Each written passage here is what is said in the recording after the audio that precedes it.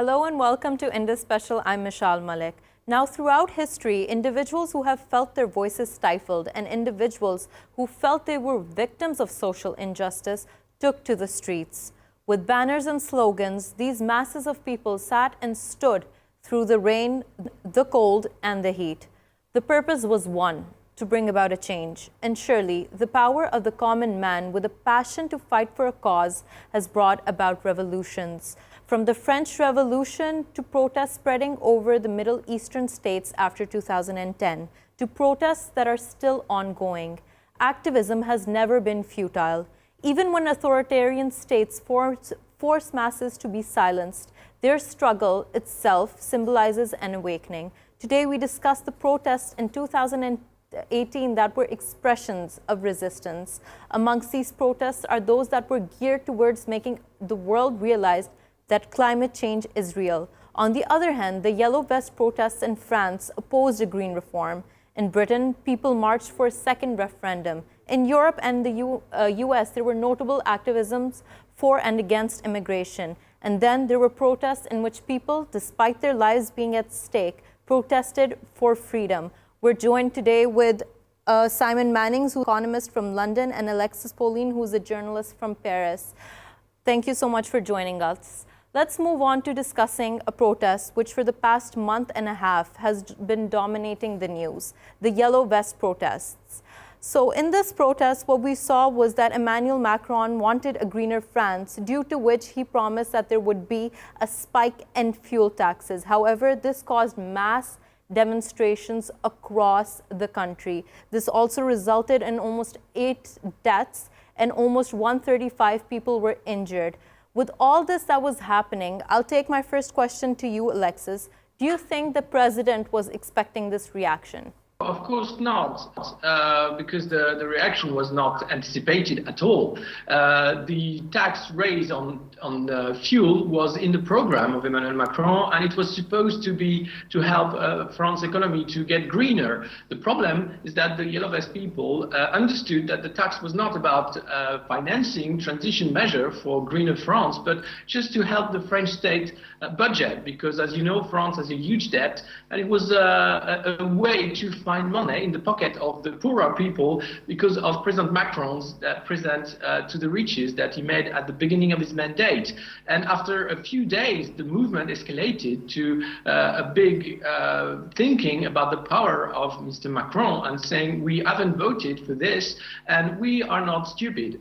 We want explanation and we don't want tax raise no more if we don't see where the money is going. We want to see public services and we want to understand why you raise taxes. And clearly this was a lie about the green tax. And what were the other lies? And down the line, the question is about the institutions. So this protest was not planned to start with and not anticipated by the power. Emmanuel Macron thought that the country was very easy and very quiet during the summer, which was not the case. We had riots before with the in the spring with universities, and now we have Yellow Vest, but all sorts of jobs are in the streets: lawyers, agricultures, people working in health. So France is protesting for more tax justice and less tax in a way. Simon, so Alexis mentioned here how this was going to put more burden on those who were poor. Now, sitting outside of France and also to the wider world, how do you see that fitting in? Because France is seen to have one of the highest minimum wages in Europe. It's seen the French politicians claim that taxes are progressive and they do not burden the people who are downtrodden. How would you see that? I think that how I see it is that the Macron agenda has tried to put in place some reforms to make the French economy more adaptable, with less structural barriers to hiring people, for example, and getting the labour market to be more flexible. And those policies, I think, had been working because the economy was improving I think what's taken people aback has been the kind of the element of how strong the undercurrent of dissent has been in France against these policies, and it's slightly isolated the President Macron in the process. So he's now fighting for his survival from a political perspective. That's how I think people outside France, that's how they see his position. And I think they're also slightly surprised at the response that Mr. Macron's made in response to the protests that have been quite disturbing and they can be seen as upsetting, violent on the streets. That's also, I think, caught the world by surprise how strong feelings are running in France. Alexa, so here Simon also mentioned how people outside of France are completely taken by surprise at the level of turnout, the way there has been destruction and violence on the streets. And so my question follows, was this really about fuel tax? Was there something deeper, a deeper cause as to why people mobilized in such large numbers? No, it was not at all. I mean, it started with fuel tax. But during the acts, as they call it, every Saturday, the manifestation, the demonstration of Yellow Vest, the rally was about Macron get out. They wanted this power to stop his policies because the problem is that Emmanuel Macron has been elected not for his reform agenda, but mainly because people didn't want Marine Le Pen to be elected because she was the extremist far-right candidate. So people voted for Macron on a promise that it would be left and right, it would be social and liberal. And he had a year of mandate being only liberal. So the people came in the street saying it was all a lie and it's enough because we had years of politicians in France promising things to get elected and having a different policy. So Emmanuel Macron is the last president of France who has used this rhetoric of lying to people to get elected. And clearly, it used to work for 2 or 3 years. This time, it only worked for 1 year. So the time is very short. And there is another affair that we have to explain. It's the Alexandre Benalla affair, who was the bodyguard of Emmanuel Macron, who was caught in a scandal because he was fighting demonstrators back in June. And since then, Emmanuel Macron has said, oh, I'm the responsible, come and get me. And this affair has been a lie from the start. The Élysée Palace, Emmanuel Macron has been lying. En Marche, the main party in France, has been lying. And people are fed up with the lies of politicians. So I think they are in the street because they want truth and they want justice. So Alexis, you're mentioning how there is definitely a sense of great frustration amongst the people, and I'd like to get to that a little more. Could you please tell us what have been most of the upsetting economic policies or reforms that Macron has set out to do that people have just responded aggressively towards? Yeah, I think the main mistake made by Emmanuel Macron was to start with getting rid of the tax on the richest people. It's called ISF, the income tax that the richer people pay for solidarity. And he said that this was useless, so he decided to plainly cancel it. Not really plainly, but at least cancel a part of it. So this has been seen as very unfair for all the other people who were paying taxes, and this raise on tax fuel, because everyone has to use a car. If you work, you have to use a car in France. This was said, okay, so you make a present to the richest, and us, the normal people, the people who work, again, a new tax. Where is the justice? What is the policy? Who are you making policy for? Only the 1% or the others? We want fair tax. We want justice. We want public services, because the protests are about schools, hospitals, retirement. All these are in shambles in France right now. Of course, we had a good system, but it used to be better. The problem is that the people that I met when I was in the street doing my job and talking to the Yellow Vest, there are people who are in retirement age, and they are in the streets for their kids and their grandchildren because they think the future is not looking bright. So really, it's a demonstration about the future, about what France needs to be in the future. And clearly, the French don't want France to be another liberal country where everything will be private and where insurance and banks will do the law. So, Alexis, you're talking about how you interacted with people on the streets during the protest. Could you tell us more about the sentiments that were there and what were the feelings? What was the environment in general? It was a mixed feeling. I mean, Yellow Vests are a mix of everything. Of course, there are people from the right, people from the left, people from the extremes, people who have also minds of different complotism and things like that. It's a mix of things, but the core thing is that it's normal people. I met people who were handicapped workers, nurses, retirement people, people working in hospital, teachers, and all the people were here for their kids, for themselves, saying, I need a decent life, I work, I pay my taxes, I'm a good citizen, and yet my life is getting harder and harder by the day. It's not just Emmanuel Macron, of course, fault. It's the world as it works. The fact that inequalities are rising everywhere and we do nothing about it. And the elites, as we call them, do nothing about them. If you hear what is said at Davos, this big summit every year, we have this big speech of, oh, inequalities are dangerous, will end with civil wars.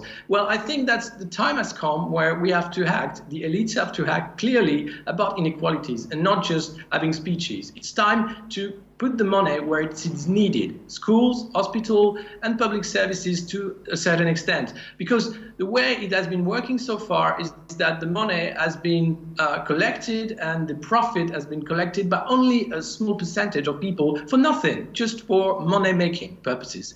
And the economy is not just about investment, it's about people working for a purpose. And I think what the people in the street are for, they're here for a purpose, for solidarity, for equality and for justice.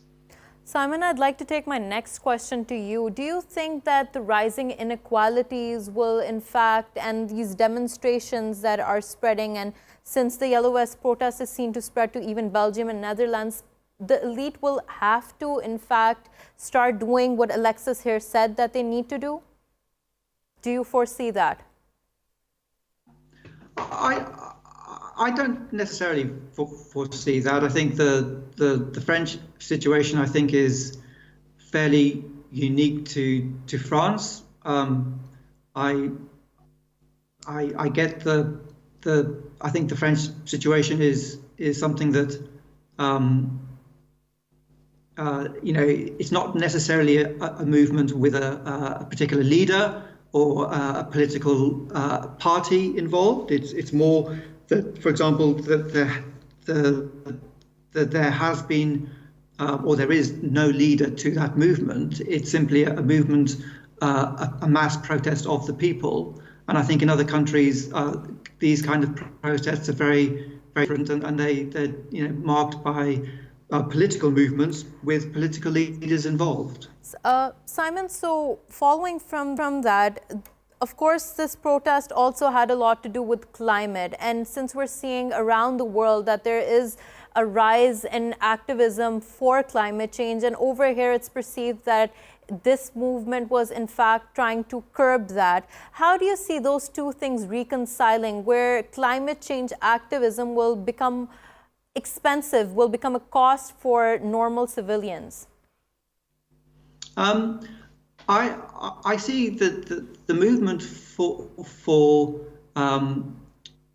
making climate change an issue. I think it's something that's coming out of the younger generations, and much more in tune and aware of the need to look after and protect the planet. So I know, for example, that like here in the UK, there are steps and measures being taken to avoid the carbon footprint in a lot of products that are being produced, and people are trying to move away from those product types and groups. So I think, and also, for example, you have the issue of plastic waste, and people are very in tune now with reducing their use of plastic throughout the world. So I think these movements. I think they've started. They're much more in the public perception and the public domain. And I think those forces they'll become stronger over time. But I think typically they'll be led by the younger generations. I think you've still got the big carbon consumers in the world, the US and China. They've moved outside of the kind of the global consensus to try and improve the situation. Yeah, so definitely. I think one of the big challenges is going to be to try and get the US and China on board from an industrial perspective. Just the fact that the US backed out of the 2007 UN Declaration for Climate Change, and how Trump is seen to deny climate change as a phenomenon altogether, shows the problem with that. I'd like to get back to the Yellow Vest protests, and Alexis, I'll take this question to you. So this protest saw a massive mobilization of people, but France has had a long history of political activism. What, in your opinion, made this protest unique? What's unique is, as Simon said, there's no leader, and no political parties, no unions. Nobody can actually say that, oh, I started it.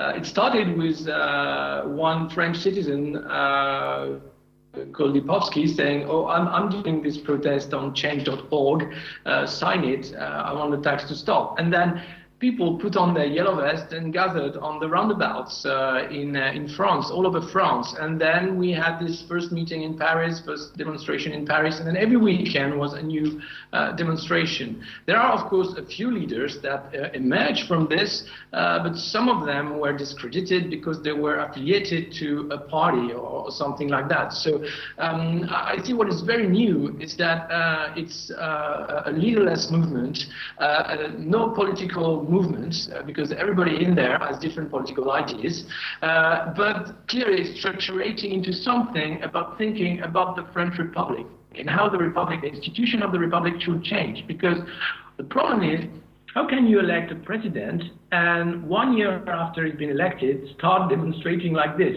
Clearly there is a flaw in the way we ask French people about their opinions. It shouldn't be every 5 years going to vote and choosing between one person or the other, and most of the time you don't choose, you vote for someone to make sure that the other person is not elected. So I think the French are fed up with this citizenship, the way it is proposed by institution, and that's why they discuss a lot about referendum, the citizen referendum, a different way of doing politics, so that it's not every 5 years that we elect one president, but maybe moving to a sixth republic where we end up this presidential republic, which is backdated.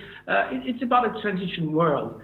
And I think reflecting on how we should adapt France, and not just to the markets and the liberal world, but really to what is needed to make a green revolution true. We were talking about this green issue. It is core to the movement as well, saying that not enough has been done. It's about speeches and posture. Time that politicians come to the words, to the acts. Simon, you also mentioned previously how in the UK there is a proactive movement to curb climate change. Could you tell us more about that? Could you tell us how that fits into the priorities with the government there? I know that, for example, if you take something as simple as the paper cups from coffee shops, so there's now a movement where people are encouraged to, for example, bring their own cups and reuse them. And for example, with straws, lots of plastic straws are being now replaced with paper straws, and in shops for groceries, for example, there's more of a choice for the wrappings to be not plastic and to be paper instead. Some of the challenges for businesses and for industries is that very often plastic is the most efficient material to use. the challenge on now to find alternative paper-based materials that can do the job well and for a very similar price. So there's a lot of intrinsic advantages from a cost and a use perspective from plastics, and there's a lot of innovation going on to find more kind of global solutions to the matter. Global solutions to make the carbon footprint smaller by using non-plastic products. So, Alexis, this is something that I was talking to Simon previously about too, that with the rise in how these products are evolving, and of course there is an inevitable cost of going green. How do you, in your opinion, would see that reconciling with the politics? Because here in Paris and in France, we saw something completely different when the government wanted to have a green reform. Well, no. The fact is that the government didn't want to have a green reform. It had a green speech, but not the real reform. That's why Nicolas Hulot, who was Minister of Ecology, resigned because of this. He said, I can't do this anymore. I can't be the Minister of Ecology in this government because it's all lie. It's not enough. We're not doing enough. And I think it was also part of the mobilization of people that the minister resigned this way on radio, saying in the morning that he can't lie anymore to himself. That was a big shock. So it's not just France. If you look at the Paris Agreement, a lot of countries signed it, but only 10 countries so far have been really trying to implement the measure to lead the transition to a more ecological world. So it's all lie again, all speech. If you look at the last COP, the COP that was in Poland, it ended up in a wishy-washy speech saying, oh yes, we'll stick to the Paris Agreement, we'll try to do this. So Alexis, in your opinion, do you think that almost all these agreements are just a facade of sorts? Of course, it's not going fast enough, and people are clearly aware of this. We are, people don't want to eat bad products. They don't want to have this air that is polluted because of the number of cars and the carbon emission, but also the coal factories in Germany, for example. There is no easy solution. It is clearly a wish from the ground base, from the people. There's been a petition, again in France, with Greenpeace and Fondation for the Planet, with more than 1.5 million signatures to put the French state in justice for not doing enough for the climate, for green transition. So it's a ground force. This ecological revolution is a ground force. And it means not just a revolution of sorts about finding small measures like the cups or the plastic or things like that. It's about changing the system, changing the way we have this producing money, producing products, having boats, shipping all over the world because of transatlantic trade deals. This is ecological nonsense. It has to stop. We have to find new solutions to eat, to work, and to exchange, to make the trade. Right now, we're going into a war. It's the end of the planet in a few years, not the planet, but at least our species. And people are aware of this. They know that what we're doing right now is unfair for ourselves, unfair for the planet, unfair for the climate. Every year, we use more than what the planet can afford. This is the key problem. And that is a very important point you made here, Alexis. But I want to get back to understanding the outcome of the Yellow Vest protests, if there was any such manifestation.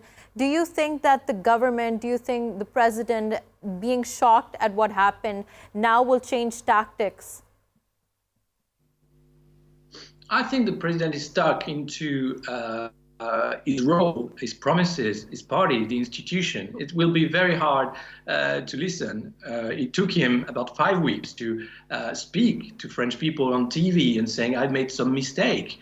So listening is long, adapting is even longer. Now President Macron is proposing some debate all over France to talk about ecological transition, talk about the economy, talk about citizenship. I don't see this working very well because, again, it's coming from the top. Right now, if he would change, he would have to put to the bin everything he's promised he put on the table so far. It's impossible. He's been elected, he thinks, for a program that is not at all what the people with yellow vest want. They are not a majority, but clearly they are supported by over 70% of French people. So you see some yellow vest people in the street. Of course, there are about 300,000 to 1 million, but 70% of the French population is with them compared to 20% of French population supporting President Macron. So the power has changed. It's power to the people in a way. But what would be the outcome? The question remains, because apart from President Macron changing policies, yellow vest people don't want to get into politics, and they don't have a clear agenda or clear revendication about what should come out of this, apart from a new referendum initiative, citizenship, less tax, a few things that are very blurred now. So it's a long work that has to be done into changing the institution in France.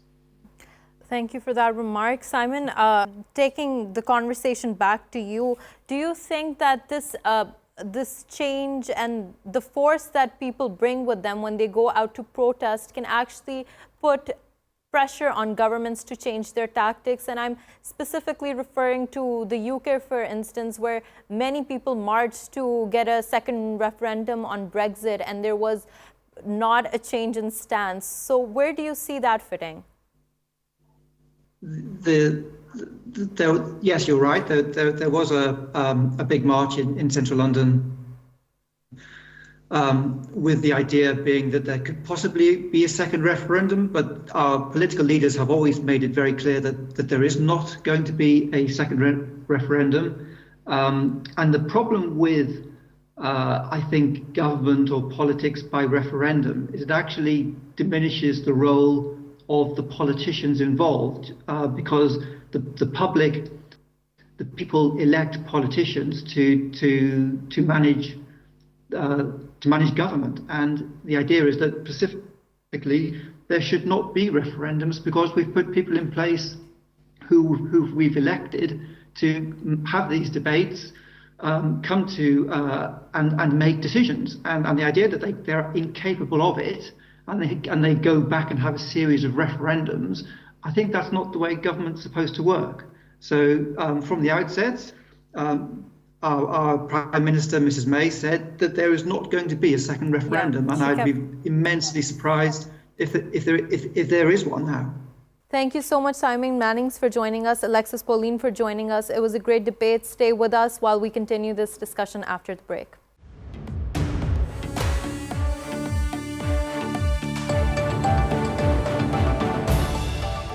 Welcome back to Indus Special. Now let's move on to discussing two other major protests that took over in 2018. One of them was pertaining to climate change, with movements such as Extinction Rebellion, Strike for Climate Action, and Rise for Climate Change taking place all across the world. People were moving towards reforms that were more green. Another issue that we will be discussing is related to Palestine. In this year, almost 6,500 people were detained and almost 300 people were killed in Palestine. The crisis has gotten worse, it has deepened, and yet we see icons surviving, we see people resisting. We will talk about this protest further as well. We are joined with Vimlendu Jha, who is an environmentalist from India, and Muslim Imran, who is an activist. Thank you so much for joining us. Vimlendu, I'll start with you. With all these movements that I mentioned about climate change, do you think 2018 was the year in which climate change was actually taken as an issue, as a priority? So there are two parts of my response. One is 2018 was a very interesting time where we actually saw climate change not just being a textbook phenomenon, not something that was only on paper, but actually something that started showing a result. We've seen in different parts of the world the disasters that have taken place, erratic weather patterns. We've seen several world leaders talk about it, several events that actually took place. So that's one. Second is that there's also very little and very late narrative built around climate change. So the conversations that actually started in Paris last month when there was a COP meeting happening. What's actually happening on the streets of Paris, for example, also in that sense. So 2018 has been an interesting year. It got people on the streets. It actually had the effect on in front of our eyes, but it still hasn't been able to solicit that kind of response, that kind of a policy consensus in our world. So we talk about two things. We talk about global climate and we talk about local climate, and we've seen result or the impact on both. So globally, the temperatures have been rising, and locally, how we've actually seen erratic weather patterns, erratic disasters, climate change disasters in different parts of the world. So a guest that I was talking to before we were talking about this, whatever that is happening in Paris, and one of the points that he made was that everything that governments are doing about climate change is in fact a facade. Do you agree with that or do you not? Absolutely. So, what is happening in Paris, for example, is very interesting, where the government wants to really increase the fuel prices so that emissions will go down. But when you want to really address that particular issue of climate change, without really looking at social and economic and equity issues, because there are lots and lots of people who are saying that, fine, dear government, you're worried about what will happen at the end of the century, and that's why you're increasing the tariff, the fuel prices, but we are worried about what is going to happen to us end of this week. So this is a very interesting dilemma that needs to be addressed, because we need to understand that poverty and environment, both, as in many ways, poverty happens because of issues of environment, and sometimes poverty leads to impacting climate change in that sense. We've seen that in India's specific issue also, for example, agrarian crisis that we have. More than 3 lakh people die every year in last decade because of agriculture, agrarian crisis. Now, one could debate that agrarian crisis is a poverty issue, but then if you look at productivity, if you look at rainfall patterns, if you look at how there's less irrigation, less water in our rivers and lakes, all of this is linked to climate change. All of it is linked to bad management of natural resources. And as you rightly said, our governments have not done enough. Our governments are responding too meekly, I would say, to the kind of challenge that is. It is going to create a different kind of a warlike situation, a divided society, a fragmented society, almost like a dying society in that sense. And Vimlindu, you rightly mentioned that it's an equity issue that governments and people have to face. And taking that point forward, the movements I mentioned were, of course, in developed nations. But what about here in the developing countries? Do you think that there was enough activism in 2018? There have been several battles all around our region in developing countries. In India, we've seen so many people, because so the thing is that climate change directly impacts people's lives and people's livelihood. And we've seen large-scale migration. We've seen rainfall being affected, because of which there are farmers that are suffering, and because of which there are several protests. But we also need to strengthen that democratic protest process, because we've also seen that in developing countries or in our part of the world, democratic protests are not really celebrated as much as, or not being heard as much as it should be by our governments. Our governments don't respect protests or don't listen to protests as much as they ideally should. So and why aren't governments, Vimlindu, sorry to cut you there, but I really want to focus on this point. Why aren't governments here more focused on the issue? Because there's a lack of political will. There's a lack of priority. They think that development is what people need, and they don't understand that sustainable development is what will keep them for decades together. When you look at our energy use, when you look at our construction, the way we are constructing, the way we are cutting our forest in Pakistan, be it, or in India, for that matter, the way we are doing, violating coastal regulation zones be it in Pakistan, be it in India, our governments don't understand that we are developing today without really thinking about tomorrow. So that lack of foresight, because every government comes for 5 years and almost believes and almost behaves as if it's a plundering organization rather than a custodian organization. So, Vimlindu, do you think that there needs to be better laws developed, or do you think that there needs to be implementation of laws in this case? Have amazing laws in our part of the world. It's at the end of the day, it's about transaction of the law. It's about enforcement of the law. It's also at the same time address the larger issues that, our governments cannot be serving the middle class, and which most of the time in developing countries, our governments mostly serves the middle class and not poorest of the poor. And poorest of the poor are the people who get affected by this mostly. But at the same time, we do see the poorest of the poor are getting affected the most, people out on the streets. But also when we think about this, it's important to remember the farmers that have to burn crops as a way of harvesting their crops faster. And that contributes to a lot of climate change, a lot of problems that are being caused. So my question then comes is, on one hand, there is the government, but then there are the people as well. Do you think there has been enough will to change amongst the people? See, when we talk about crop burning, for example, stubble burning that has been happening in different parts of Pakistan and India, we also need to understand that these are the people, government needs to subsidize these things. The poorest, the farmers are the poorest, unfortunately, in our part of the world. And unless and until they are actually subsidized by the government, unless and until there are right incentives, unless and until there are right policies, we will not be able to really address these issues. So just mere blaming the farmers for crop burning, and of course crop burning is causing air pollution and air pollution crisis, but there needs to be a holistic, comprehensive and inclusive plan to address these issues of climate change. Hold on to that thought, Wim. We'll return back to this discussion. I'd like to move on to Muslim Imran. Muslim, how do you feel like the situation in Palestine was different this year, distinctly different than the years before? The situation in Palestine has always been heated.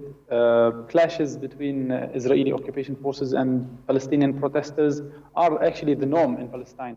But 2018 was, to some extent, exceptional in the way that Palestinians exhibited their will to seek their national rights. By the month of March, almost, I would say hundreds of thousands of Palestinians started staging one of the largest unarmed civil protests in their national history.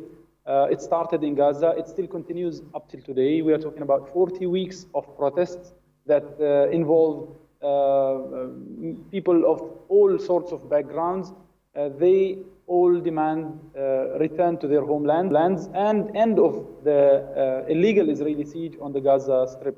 The Palestinian protests continued also in the West Bank and in Jerusalem in particular due to ongoing Israeli Judaization policies in the city of Jerusalem.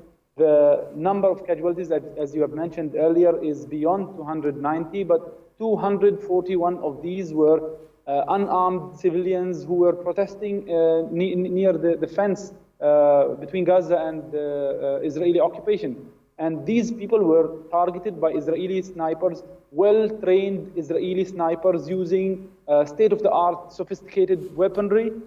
They were targeting these unarmed protesters in order to kill. And the large number of casualties and the large number of paramedics and journalists targeted proves that Israeli snipers were actually ordered to shoot to kill these protesters. As long as there is an Israeli occupation, Palestinians will certainly protest and exhibit their hopes for self-determination and freedom, but the Palestinians cannot continue to do this all on their own.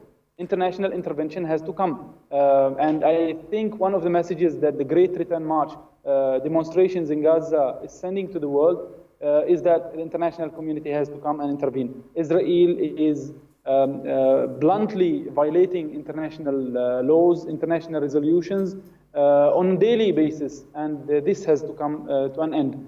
It is very unfortunate that the current American administration is giving the cover to the Israeli government, Israeli right-wing government led by Netanyahu, but I would say that international anger over this American endorsement of Israeli occupation policies is also on the rise. We've seen that in the United Nations General Assembly votes on different occasions. The world is upset at what the Israeli governments are doing against the Palestinian civilians. And the trend is still continuing. More and more are joining and backing the Palestinian struggle for freedom. It's a matter of time to see the Israeli occupation come to an end. But I would say if concrete measures were not taken by the international community, more Palestinians will on be... that point that you're saying that the international community is coming to realize, would you say that all these protests that happened did not happen in vain? In fact, that they did have an impact? It certainly had an impact, and locally and internationally. Locally, they are expressing their will to continue the struggle. We're talking about 100 years of foreign occupation in Palestine, over 70 years of Israeli occupation. And this long struggle still continues. And every now and then there are new Palestinian uprisings, new waves of resistance. This protest is actually a message to the Palestinians in the first place that struggle has to continue. In 2015, Palestinians in Jerusalem started yet another uprising to stop Israeli practices in the city of Jerusalem. So their brethren in Gaza are only proving the norm. Palestinians will certainly resist any form of occupation. But the other message that these protests is sending is to the international community. It was the international community that aided the South African struggle against apartheid, and it is the international community and international solidarity that will help break Israeli occupation and aid Palestinian struggle for freedom and independence. The number of votes that we have seen over the past few months in the United Nations General Assembly proves that the international community is coming to a realization that the atrocities committed by Israel have to come to an end. It's just a matter of time again. The Palestinians don't think that their sacrifices are going in vain because they see the international solidarity movement on the rise. You look at the BDS movement, for instance, the number of civil society groups, companies, individuals. At the same point, the BDS movement is trying to be suppressed as well in many parts of the world. So how do the Palestinian people continuously, and I'm trying to understand this from the point of view of the people who come and protest, putting their lives at stake, what drives them? Is it the ethic of hope that a better future will definitely come? Or is it continuously protesting because that is all that is left to do? It is not one incentive that drives Palestinians to protest. I would say that there is a national ideology that we have to put in sacrifice in order to get our independence, because the sort of occupation we have in Palestine is unique. It's a settler occupation that aims to uproot the local inhabitants, just like what happened in North America and other parts of the world centuries ago. So Palestinians realize that they have a big job to do. So their resistance is certainly going to continue in this direction, but they also realize that sacrificing their life will certainly bring a fruit. The different revolutions that the world has seen in recent history have borne fruits. Yes, they might not have been perfect, but they have resulted in freedom in Algeria, in Vietnam, in South Africa as well. So Palestinians see that. And I won't say that Palestinians are exceptional human beings. Yes, they do feel the pressure of economic, political, and humanitarian pressure that Israel is applying on them. You look at the people in Gaza, 2 million Palestinians living in one of the largest open-air prisons in the world, as described by Israeli journalists like Yuri Admiri. These people are being prevented from their basic human rights. Economy is at the brink of collapse. The Gaza Strip itself is, to some extent, uninhabitable by now because of Israeli policies. You were talking about climate change earlier. Israeli authority that occupies the Gaza Strip and besieges the Gaza Strip is actually intervening to make the situation, the natural situation in Gaza worse. They block underground water from passing to the Gaza Strip. Water that people now dig for in Gaza is salty water. They blockade the Gaza seas. Fishermen cannot go and fish beyond 3 kilometers from the shores of Gaza. And human movement is very difficult. So we're talking about a very dire economic situation in Gaza. And the economic situation in the West Bank and the rest of occupied Palestine is not much better. But it's, I would say, a complex array of reasons. Muslim, the issues that you've mentioned here are surely impacting everyone across the board, all Palestinians across the board. But recently, we have definitely seen many young icons take front stage. For example, the picture that went viral of a shirtless young boy who was almost 20 years old holding the Palestinian flag. Ahad Tamimi, who joined activism fighting for the Palestinian cause. What can you tell us about the young people moving towards protesting? I do remember one more icon that every Palestinian by now knows, which is Razan Najjar. Razan Najjar is a young 21 years old Palestinian paramedic who was shot dead by Israeli snipers on the borders of Gaza. She joined every protest for weeks, and she helped many Palestinians with medication. And she was targeted, and her story was documented this last Sunday on New York Times. She was intentionally targeted by the Israeli soldiers surrounding the Gaza Strip. These Palestinian icons are an inspiration to their brethren and to their nation. And without such sacrifices, the struggle won't continue. People like Ahad Tamimi, as young as Ahad, are not afraid to face Israeli soldiers because they know that they are bearing the national struggle and their national rights. These icons are only inspiring their people to continue the struggle. And it is the thousands who are not remembered by media that I believe will drive the change in occupied Palestine. Razan or Ahad or that shirtless young man are the ones who got media attention. But believe me, there are thousands of Palestinians in Israeli prisons demanding the national rights of their people. There are over 7 million Palestinian refugees who continue to seek return to their homeland. There are thousands of Palestinians protesting on daily basis in the Gaza Strip and in the city of Jerusalem and the rest of Palestine, demanding their national rights. I don't know of any examples in history where the whole nation joins the struggle and it does not succeed in getting its rights tendered. I'm very certain that the Palestinians will be able to get their freedom, but it's a matter of time, and the international community has to intervene to speed it up. We can see that happening in a year or two, but why should we wait for more Palestinian lives to be lost? Muslim, so in 2019, and this is my last question to you, do you see the international community intervening into the situation? I certainly see more international solidarity with the Palestinian struggle. As I mentioned, we have seen that in the United Nations votes, but we're seeing that also in many parts of the world where some left-wing governments, for instance, are recognizing the state of Palestine. We are seeing a rising civil society movement in the United States and elsewhere condemning Israeli occupation and calling for solidarity with the Palestinians. The trend is on the Palestinian side. The change is happening. It's taking time, though. And with this long time, more sacrifices have to be offered by the Palestinians. And I assure everybody that Palestinians, I won't say that have nothing to lose, but the Palestinians are used to